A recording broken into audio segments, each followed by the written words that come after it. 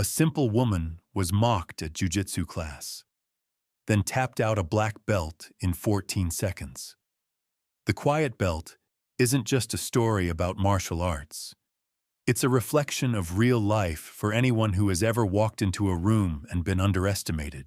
It speaks to those who've been told they were too quiet, too soft, or simply not enough. Before we start the story, write in the comments from which part of the world you're watching today. No one knew her name when she first walked into Elite Combat Academy, just a quiet woman with a brown belt, registering on a cold Tuesday morning. Her eyes lowered but aware, like someone who had seen too much and said too little. The front desk attendant glanced at her belt, raised an eyebrow, and gave a half smirk. You're a brown belt?" She nodded once. No smile, no explanation. That afternoon, as she stood silently at the edge of the mat in her clean, unbranded GI, whispers moved across the room like wind through leaves. "Oh, she's too old to be starting here. Probably just doing this for fitness. Did you see her stance? Too stiff." The man leading the class that day was Gabriel Torres, a decorated instructor known less for his technique and more for his aggressive charisma. He commanded the mat like a lion in a den of cubs, tall, muscular, with eyes that demanded attention and a mouth that didn't hesitate. Torres spotted her immediately.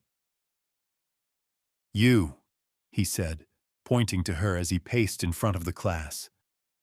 "New face? Step forward." She obeyed without hesitation. Quiet. Calm. Her brown belt tied perfectly. Not too tight, not too loose. "What's your name?" he asked, circling her like a hawk. "Rebecca," she said. He nodded slowly, then turned to the class. "Everyone, this is Rebecca. She says she's a brown belt. We'll see." Some of the students chuckled. Others watched uncomfortably. She didn't blink. For the next hour, Torres pushed harder than usual. He demonstrated techniques with more force, paired her with the toughest sparring partners, and kept a running commentary. "Too slow. Too soft. Women like you should do yoga." She didn't react. She flowed, quietly, precisely. Her movements were not flashy, but they were impossible to catch. Those who sparred with her noticed it first. She never lost control. Even when giving up position, it felt like she let them take it. And when she countered, it was like falling into quicksand. At the end of the session, Torres called her again. "Rebecca, let's see if that brown belt means anything." He stepped onto the mat. The class quieted. Everyone knew what this meant. Rebecca faced him. She didn't bow. She just looked at him, her face unreadable. "You scared?" he asked, smirking. "No," she said. "Are you?" Some students gasped. Torres laughed. "Good. Let's make this interesting. Sparring. No time limit. First clean tap wins." A senior student called out. "Should we?" "No," Torres snapped. "Let them go." They faced off. Silence in the room. Torres moved first. Sharp, aggressive, going for control with a classic shoulder pressure feint. Rebecca absorbed it, flowed around it. Her timing was unsettling. She never met force with force. She vanished under it. But before they could truly begin, she spoke. "Tomorrow," she said simply. Torres paused. "What?" "I accept, but not today." The room murmured. Torres looked confused, then amused. "You want time to prepare?" "No," she said. "Oh, you do." And she turned and walked off the mat. That night, rumors spread. Some said she was arrogant. Others said she was scared. But one blue belt named Malik said something different. She's hiding something. The next day, Rebecca came early. She cleaned the mat before anyone else arrived. She helped a struggling white belt with their rear choke. She bowed to every person, even when they ignored her. When Torres arrived, he didn't say a word. But at the end of the session, he announced, "Tomorrow, open spar, me and Rebecca. Everyone stays to watch." She nodded once. No fear in her eyes. Outside the academy, she sat in her car. A small photo hung from her rearview mirror. An old man in a white G, smiling, holding her as a child. James Morgan. She looked at him and whispered, "Just like we planned, grandfather." The air in the dojo the next day was different. Students arrived early, something they never did. The mats were freshly wiped, and someone had brewed coffee in the lobby. People smiled nervously, whispered behind hands, exchanged theories.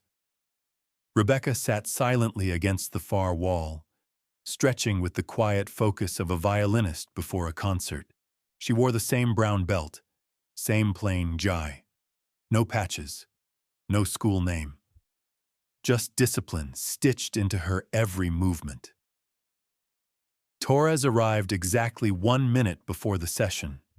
He carried no bag, wore no expression, just his black belt slung around his shoulders like a declaration. As warm-ups began, no one looked away from them for more than a second. Rebecca went through the motions slowly, deliberately. Torres, by contrast, moved like a fighter on edge, quick, intense, coiled. Finally, he clapped his hands once. "That's enough." Everyone froze. "Circle up." They obeyed, forming a wide ring around the mat. White belts to the back, colored belts up front. Phones were tucked away quickly. Filming wasn't allowed, but several students had already found a way. Torres stepped into the center. "Yesterday I was challenged. Today we settle it." He turned to her. "Rebecca, step forward." She stood, walked slowly into the circle, bowed, not to him, but to the space between them. No words were exchanged, no handshake, just breath, movement. Torres circled. She stood still, then he lunged. It was fast, brutal, precise. A fake knee tap into a head and arm grip, meant to overwhelm and dominate. The kind of move that broke lesser fighters before they could think. But Rebecca didn't resist. She flowed. Her body turned at just the right moment. Torque, timing, angle. And suddenly, he was off balance. He compensated, stepped back, and came in again. This time harder. A grip on her collar, aiming for a snap down and guillotine. She ducked under, pivoted behind him, and in one impossibly smooth movement, climbed his back. His hands reached up, but too late. Her arm slipped under his chin. The rear, naked choke was locked. The room exploded. It was over in less than 15 seconds. He didn't tap immediately. Not out of resistance, but confusion. He couldn't understand what had just happened. He had been outmaneuvered not by strength, but by softness. Not by power, but by patience. Then his hand tapped twice on the mat. Rebecca released immediately and stepped back. Torres coughed once, rolled to a seated position, stared at the mat. She didn't raise her arms, didn't smile, didn't gloat. Instead, she extended her hand. For a long moment, he didn't move. Then slowly, he took it. She helped him to his feet, and then she bowed. This time, directly to him. The room was silent. Finally, someone clapped. Then another. Then the entire dojo. A hesitant, uneven applause that grew not because of the spectacle, but because of what it meant. Rebecca turned to the students. "I didn't come here to win," she said calmly. "What I came to remind." Someone asked, "Remind us of what?" She looked around the circle. What martial arts used to mean. She untied her belt, but underneath the brown was something else. Black, smooth, old, but well-maintained. She had been concealing it. She dropped the brown belt on the mat. "My name is Rebecca Morgan. My grandfather was Master James Morgan." Gasps. Some whispered his name. Others had only heard of him, stories passed down like legend. A man who taught that control was superior to power, that a true warrior wins without damage, that a black belt wasn't a weapon but a responsibility. Rebecca turned to Torres. "You're not my enemy. You're the reason I came." He frowned. "To embarrass me?" She shook her head. "To invite you." "To what?" "To change." Gabriel Torres didn't sleep that night. The image of his own hand tapping out haunted him like a slow echo. He'd been beaten before, yes, but not like this. Not by someone who never raised her voice. Not in front of his students. Not without being hit once. He sat on the edge of his bed, staring at a photo of himself from 10 years earlier. Arms crossed, black belt newly tied, flanked by trophies. That man in the picture believed in dominance, believed that pain was part of progress, that fear built respect. Now that man looked like a fool. The next morning, the academy was quieter than usual. Students gathered early again, but no one sparred. They just waited. Rebecca arrived precisely at the hour, bowed at the entrance, walked calmly to the mat. She carried her real belt now, black, old, worn with years of use. She tied it slowly, as if remembering. Torres stood at the far end of the mat, watching. Then he did something no one expected. He bowed. Low. Deep. Holding it. When he rose, he addressed the room. "I've been teaching the wrong way," he said. His voice wasn't loud, but everyone heard. "I thought fear was strength. That pain proved progress.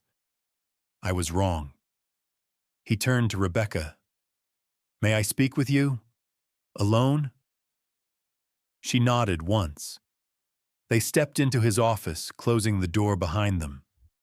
The room, usually cluttered with medals and ego, felt suddenly small. He didn't sit. Neither did she.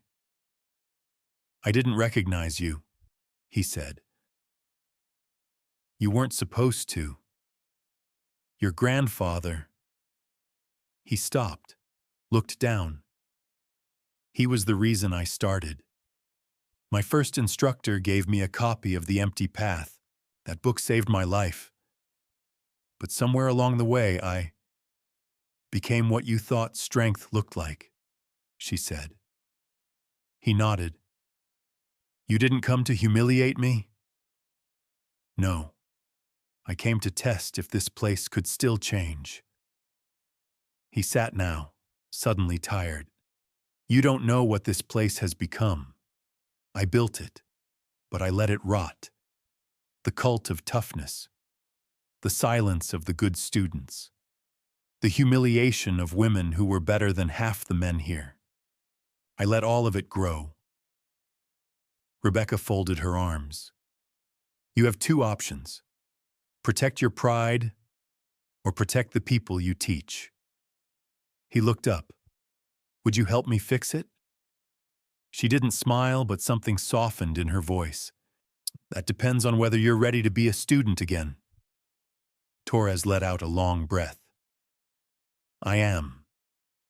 That afternoon, the academy held its first open discussion, something unheard of before. Rebecca led it. Students spoke for the first time about injuries they were told to hide, about words that cut deeper than strikes, about how often the best talents left because they didn't feel welcome. A young woman named Leon, a purple belt, raised her hand. I almost quit last month, she said. Not because I couldn't take the pain, but because I was never seen. Rebecca turned to her. Speak. We're listening now. Leon nodded. I want to teach one day, but I didn't know if women could be instructors here. Rebecca didn't answer. She simply looked at Torres. He stood up. She will, he said. She will teach here, if she wants, if she's ready, and I'll be the one learning from her. Gasps. Not performative.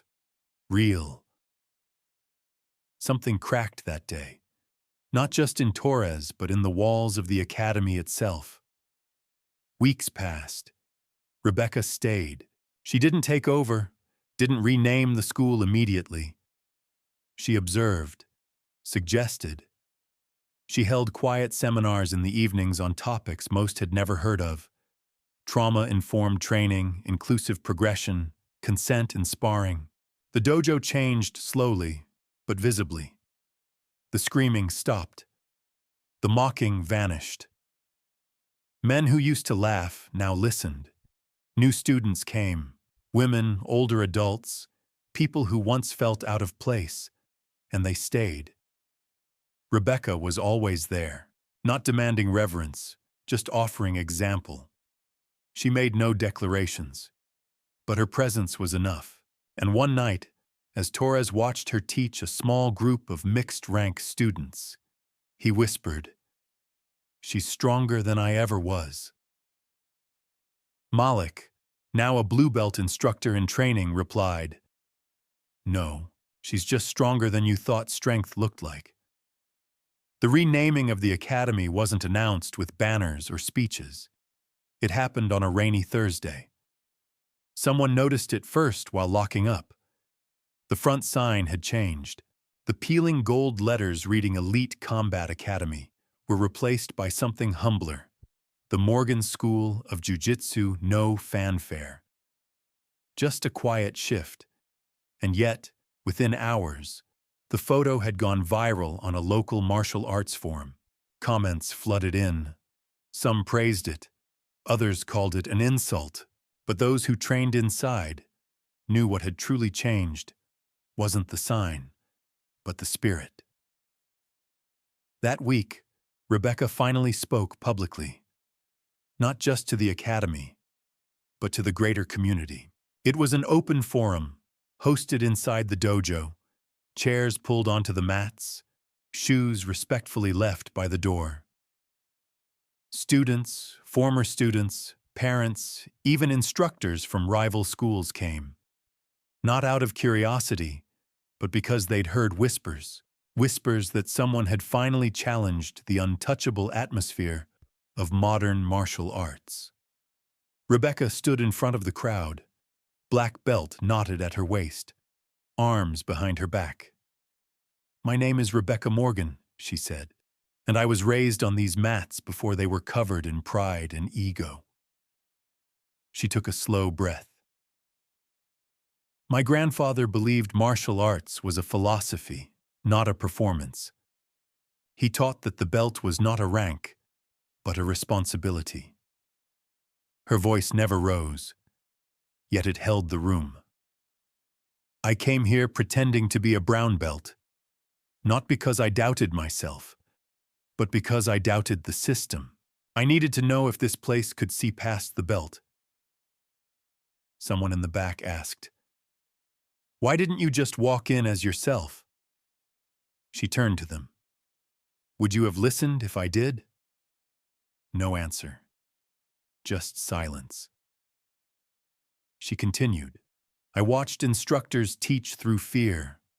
I watched students mocked for tapping out. I watched women pushed out, ignored, or tolerated at best, never truly welcomed. A few heads lowered. People remembered. I'm not here to destroy schools. I'm here to rebuild them. From the inside. She turned toward Torres, seated in the front row. And I didn't come alone. I came with his teachings. She pointed to a small framed photo now hanging in the lobby, the same one from her rearview mirror. James Morgan, smiling gently in his old GI, hands resting on a little girl's shoulders. My grandfather never shouted, but when he spoke, people changed, because he knew that violence never changed anyone, but dignity did. There were no standing ovations, no chants, just stillness. That kind of truth didn't need applause. In the weeks that followed, changes accelerated. Torres did something many thought impossible. He stepped back. He appointed Rebecca as head of curriculum, not just for formality, but for real influence. Her classes became standard. She introduced modules on de-escalation, mentorship, the psychological impact of training environments, and slowly, other schools began to reach out. An academy in North District invited her to speak. A former student who had left due to harassment returned to try again. 2 black belt instructors, both women, offered to collaborate. Rebecca didn't want a spotlight, but it followed her anyway. One evening, Malik approached her during cleanup. "You really think this whole system can change?" he asked. She paused, straightened the mats. "It already is." "But what about the ones who resist?" "They'll resist," she said. "All until they're outnumbered by those who remember why they started." Not everything was perfect. A handful of students left, claiming the place was getting too soft. An anonymous blog post accused Rebecca of staging the entire match against Torres, calling it performance feminism. She read it once, then printed it, folded it, and used it as a wedge to level a wobbly desk in the office. "Some noise doesn't deserve an answer," she said. But then came the real test. A former student, now an instructor at a rival school, showed up during an evening seminar. He didn't bow. He interrupted during her demonstration. He laughed loudly during her instructions. The room froze. Rebecca invited him to the center of the mat. She stood opposite him, calm. He smirked. "Want to test how inclusive you really are?" She looked him in the eyes. "No, I want to test how disciplined you are." Then she handed him the marker she had used on the whiteboard. "Draw the technique you think works better." He blinked. "What?" "Draw it," she repeated. "Then teach it." He looked around, suddenly unsure. The room waited. "I don't have the marker control for that," he muttered. "Exactly," she said. "You wanted to fight. I wanted to teach. Different arts." She bowed. He left before the seminar ended. That night, someone slid a note under the office door. It read, "My daughter is training here because of you. Thank you for seeing her." Rebecca kept that one, framed it, hung it right next to her grandfather's photo. 6 months passed. The Morgan School of Jiu-Jitsu no longer resembled the place it had once been. The walls were repainted, not brighter, just clearer. The banners no longer bore slogans like "Kill or be killed" or "Pain is the path." Now they read, "Strength is control." Tap early, learn always. No one is less than. The front mat held more than twice the number of students it did a year ago. And for the first time in the Academy's history, the number of women equaled the number of men. Older adults trained next to teenagers. A new adaptive Jiu-Jitsu class opened for students with disabilities.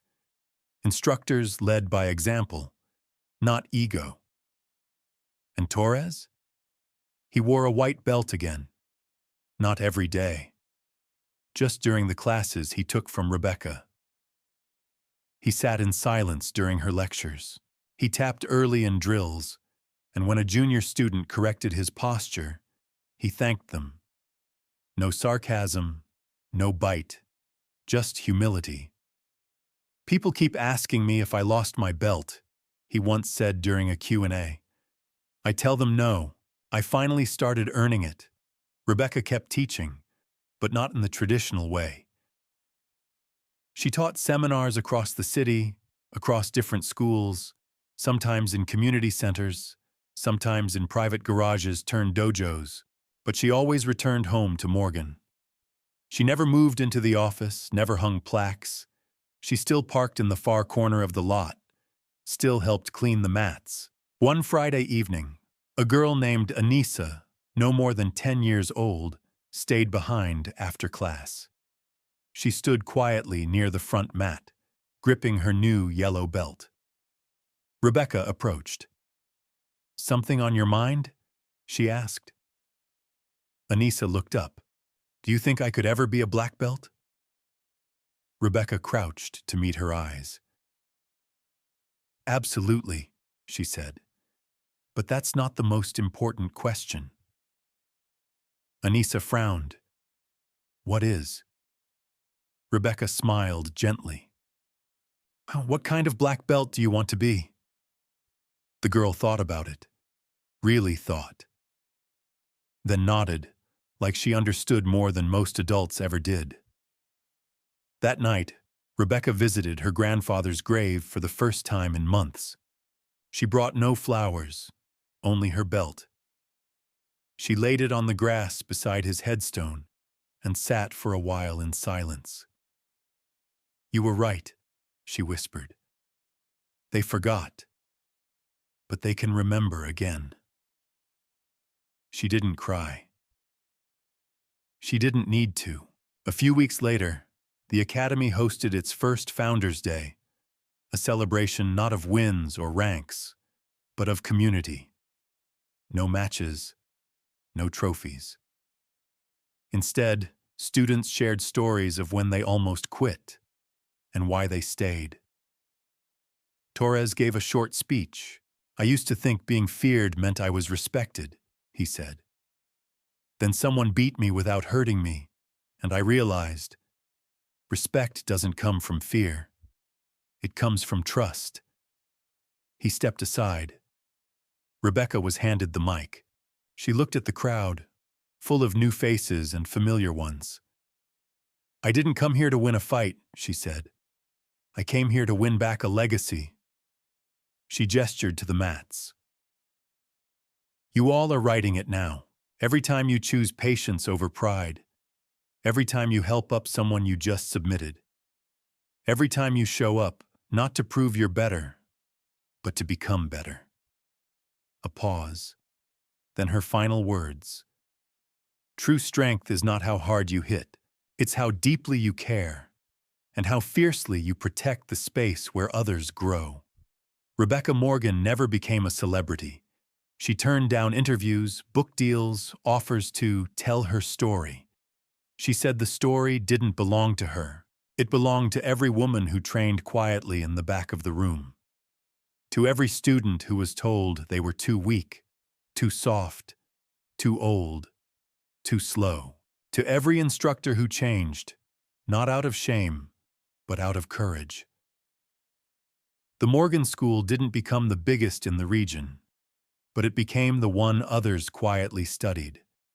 The one whose students spoke with clarity, whose black belts carried themselves with the quiet confidence of people who didn't need to prove anything anymore. And one day, long after the whispers had faded, someone painted a phrase across the Academy's wall. No one knew who, but everyone agreed it belonged there. "Victory is not when you defeat others. It's when you lift them."